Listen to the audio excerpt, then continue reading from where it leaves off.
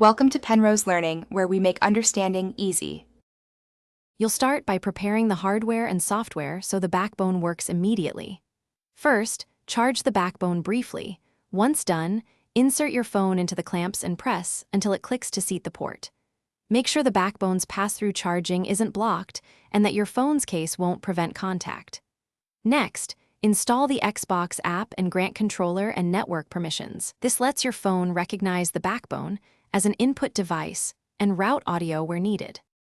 Once the backbone is seated and the app is installed, pair and configure it for best performance. Put the backbone into pairing mode by holding the power button until the LED flashes, then follow your phone's Bluetooth pairing prompts. This ensures low latency input. After pairing, open your game and the backbone app to adjust dead zones, stick sensitivity, and remap buttons if needed. Make sure to check for firmware updates in the app. Updating fixes compatibility and improves calibration. You're close to full setup. Finalize by saving any custom control profiles and testing in a low-stakes match so you can refine settings without pressure.